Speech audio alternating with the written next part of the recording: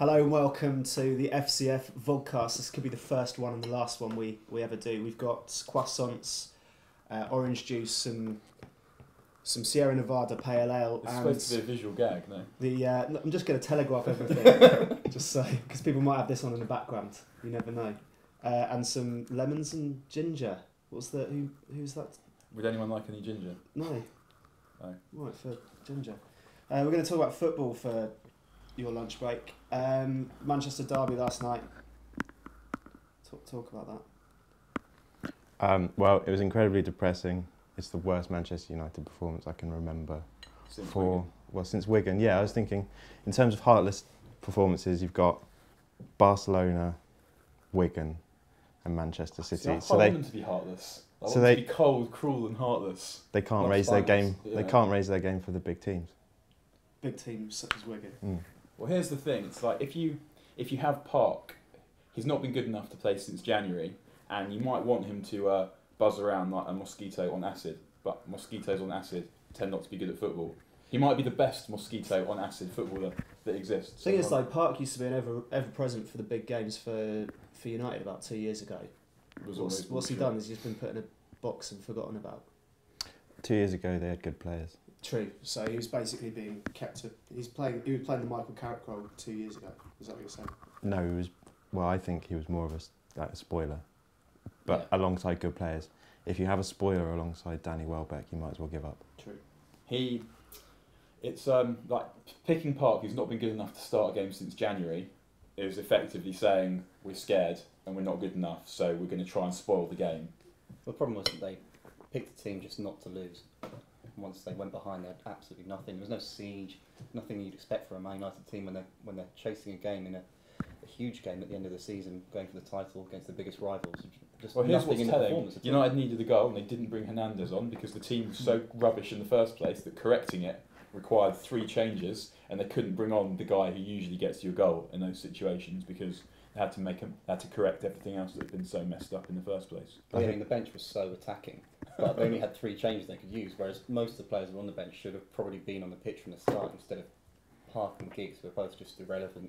Scholes and Carrick couldn't get into the game at all. And Giggs is so wishy-washy in these big games, isn't he? Well, Giggs is like nowadays his moments. He'll do nothing in a game, and then he'll usually produce a telling pass or two, which makes him a good substitute. But for 90 minutes, because the thing was, at the beginning of the game, City were nervous, and they were going to be nervous, and that was when United needed to really hit them. And they actually started quite well, but then slowly, City came into the game, and they're much more fleet of foot in the middle of the pitch, so they were just passing around the cones in United's midfield and United's back four. And I mean, Evra, unfortunately, because I like him, I'm a United supporter and he's a lunatic, but he's a liability. But as a United supporter, can you admit that City they're playing some astonishingly good football at the moment? No. They're playing some good football, and it's not astonishingly good. The game was very poor. That aside, for the last 4 or 5 games, they've... Bow Marrow Gravy is astonishingly good. City's... Yeah. True, yeah, that's a good accompaniment, yeah. Alright, fair enough. But you are a United fan. Do you reckon neutrals are being swayed towards Man City rather than Man United? I think I've just got a distaste for everything. Everyone has a distaste for everything. I mean, it's good, I suppose, to see United lose if you're a neutral, but do you want to see City win, or would you rather see Arsenal win? You'd rather see Arsenal win. True, yeah, but Arsenal aren't going to ever win. No, they need. I mean, Arsenal miss someone like Philip Cocu in midfield. Who doesn't? I miss him. Good. So who's going to win the league now? City. Assuming if they beat Newcastle on Sunday, which they could conceivably lose. I think 2 or 3 weeks ago we were all saying the title race was over. I mean, it should have been. I mean, the Wigan game was sort of United were outplayed by a better team, but there's no excuse for conceding 2 goals in the last 7 minutes at Everton. But what's actually funny with United is it didn't seem to matter too much at the time, but they had 80 minutes against 10 men against QPR, game they won 2-0. They missed chance after chance against West Brom at home. They were 5-0 up against Wolves with 20 minutes to go, and all those games, if they'd have cashed in properly, then it would have made a big difference. And also similarly in the 6-1 derby, there was of the 8 goals that United are behind, there was a swing of 6 in injury time. They just not have played like such idiots in that particular period of time. I mean, City's finishing was good, and they really moved the ball well when United were down to 10 men, but it's not so difficult not to lose 6-1 at home. And the other thing is that Wigan they beat United, but they also beat Newcastle United 4-0. Yeah, and So if they won at Liverpool as well. But the problem about that is that if Newcastle play that badly against City, then it's all over. Well, yeah, after Chelsea as well, it's not an easy game to play before that either. It's not been an easy end of the season for Newcastle. But then what, they got QPR at home the last game, or was that away? City at home at QPR, Yeah. who were a rabble. Yeah. I mean, QPR will put up a fight because they need the points. Right, but did you see them in their biggest game of the season on Sunday? Yeah, and Hughes, there'll be some aggression from Hughes as well and some bitterness. Yeah. But Mark Hughes is going to be, the manager to put City in the Champions League. Yeah, there'll probably be some violence in that game at least. Ferguson. What do you reckon about the Glazers? Well, yeah, I mean it's the Ronaldo money is still in the bank, gathering interest and dust, and it's until this point it's been a testament to Fergie. Really, he's done a good job of managing the team despite his spineless lack of resistance when it came to actually not being taken over by the Glazers. And so to an extent, the expectations have remained what they usually were because he's done such a good job. Were United to win the league, it would be a reflection on the rest of the league and a reflection on City as much as a reflection on how good United are. It's not a particularly good United team, but they know how to win and they've got a lot of options to change games. So they got to a situation where they actually ended up throwing it away, but you shouldn't forget that City threw it away first. They're going to be maybe the first team to bottle it and win it in the same season. Yeah, that's astonishingly good mind games. Who would you replace in the summer if you actually spent money? There'll be people that will go anyway. I mean, Park's going to go, I'm sure. Evra's going. Probably on the way out. Evra might get another year. I'd love to see Ashley Young and his earrings and his watches and his blazers go. And his headphones. And his headphones. My dad said this morning that United was so bad last night that Young didn't even get a chance to dive. Yeah, his very curiously round head. I'd like to see. You've got quite a round head. I do, but it's a good round head. How's that so? It's not. I'm not saying you're not Ashley Young. It's an honest head. It means I can shave my head and I don't look too weird. Yeah. You do it now. Shave my head. Got to be worried during the snooker for your head there. So moving on to Roy Hodgson or Mr. Roy or Ruud van Nistelrooy. The media. There's got to be a gratuitous lisp joke there. You're allowed to make lisp jokes. Is it racist? No, it's fine. You can do it. Do you want to do one? Are lisps joke okay? Did you just say this deliberately with the lisp? No, I'm just naturally funny. Is a lisp joke okay? Because is speech impediment? What? Yeah, exactly. Because like Jonathan Ross, for example, if he tries, he can say "R" properly. Is he just being lazy?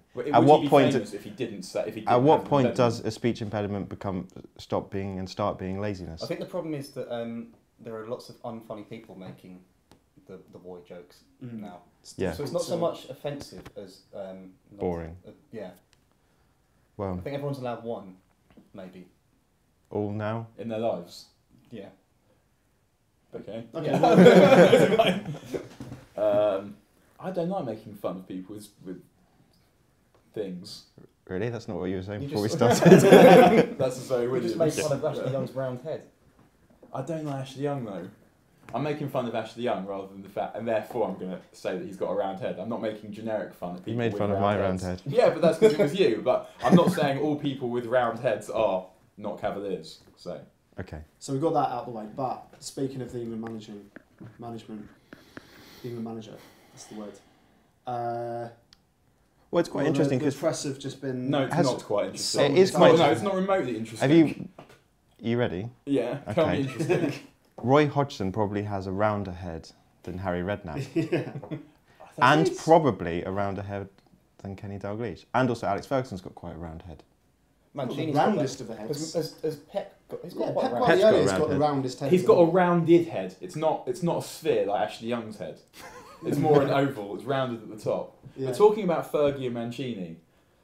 Imagine that fight had taken place. I mean, it seemed to me it was a bit like when Wenger had a row with Martin Jol and was busy like giving it come on, knowing that there was enough people in the way so they would never take place. Because Fergie would have presumably absolutely pasted Mancini up and down. In a pub car park, both men naked from the waist up, who would have won that battle and why? I think And Ferguson how as would well? have, because What, he would how? have probably started with about 9 people in front of him Right. and just show absolutely no ambition. Yeah. Get those 9 people to grind Fergie's like it that down. rarity of like the pensioner that could absolutely murder you in a round. Mm. And like, do you remember like when he threw the boot at Beckham, and the story was when Beckham had to be pulled back, and no one said, "Hang on a second, Beckham's an athlete in the prime of his life, starting on a pensioner," because everyone's like, well, Fergie could take care of himself. I would watch that fight. With Joe Jordan and Gattuso last season. Yeah. Yeah. But Joe Jordan looks real. Joe Jordan Yeah. doesn't look like he looked when he was a But player. the press He's not couldn't make fearsome up. They anymore. couldn't make up their minds at that point whether it was really offensive that he'd started on a pensioner, Gattuso, or whether they were more affronted that they'd started on Joe Jordan. It was Yeah. really, really hard. Yeah. Well, there was the glee in the like Joe Jordan would kill Gattuso, which actually I'm not so sure about anymore. I mean, Joe maybe when he was a player, but Joe Jordan looks like his age has sapped his hardness more than Fergie, who still is like quite a big guy. Joe Jordan looks like a lot Fergie smaller now. He's 70 though. Mancini. You saying you can take him? It wouldn't be a There long must be a fight. 20-year age gap, maybe 15-year age gap between Mancini and Fergie. It's quite a More. big one. Oh, it's more. Yeah. Mancini's How not old is 50. Mancini? He's not 46. I think. 46. Yeah. So you know that is that? like an actual Um, son having a fight with his I'll dad. find out. Are you finding out You carry how on. old Mancini is? Mancini's a bit of a nutcase as well. Yeah, he was been in fights in Mm. Italy, but Mm. I'm backing Mancini. what you think that? I think where's he Mancini from? would What would be tear the his tactics? face off. tear his He'd tear his face off. with his teeth. Well, not necessarily with his teeth. He's got sharp. The Italians they look after their nails very well. They've got very pointy shoes. They like a lot of his accessories as a stereotypical Italian would see off Fergie. Yeah. Fergie, Mafia, he'd have. yeah. If it depends where in the where Do you where think this he pub car could? Right, park but is. as it well. also depends. Like he would not be able to take a shot. If Fergie caught him, then it wouldn't. That would be the end of the fight. Mm. was 70. Fergie's got a bigger reach as well. He's like Yeah. a clumsy bear, whereas Mancini's sort of a more No, hirsute. but have you seen Fergie celebrate? He's 48. He's 48. Or, I can't work So out the that's, rest of it. that's 22 22 years. years. But he Mancini brushes his hair. Maybe that's why you like him. Fergie wears a polo neck. He, And a scarf. he all the wears time. scarves, but then you can strangle someone. I with a thought that scarf. last night actually. He was like quite overdressed for the climate. Manchester could have been. It wasn't cold in Manchester yesterday. It was- You still well, had it that was- like inner thing zipped up. It's been really variable and changeable weather at the moment, so Gosh, we're onto the He's weather been- already. Sexually Completely prudent. done. He's been prudent in his choice of team and also his choice of So, Roy protective Hodgson, wear. Yeah, So, Mr. Roy. Hodgson. Mr. Roy. This is just a stepping stone for the Liverpool job, though, isn't it? Yeah. Oh, he used the Liverpool job as a stepping down for this job. Yeah. Who are we insulting? How are we insulting more people? Which way round? Surely a managerial appointment that annoys the press and Scousers is fantastic for English football. The world. Yeah, fantastic for the world. They're regaining some karmic currency. Yeah, I think it's brilliant. Well, I mean, he's objectively he's a better manager than Kenny Dalglish. He had it under harder circumstances. What's worse? He had less money. He had less control over transfers. He brought in. He was only able to bring Kincheski and Paulson. Hodgson, Morelos. Liverpool And hero. Morelos. Yeah. And Joe Cole. I mean, I think most of it. I think most of it was under the direction of Dalglish anyway, because Dalglish was in charge. He was upstairs, wasn't he, at the time? He was around. Yeah, he did have some sort of weird avuncular. He was in some influence. odd ambassador I'm role. not sure it was Yeah, so he was- avuncular. Maybe some uncles. So I mean, you'd say congratulations to Roy for dealing with the mess, and also, is it a surprise that the transfers have gone so badly when ultimately Kenny Dalglish was responsible for buying Paul Konchesky?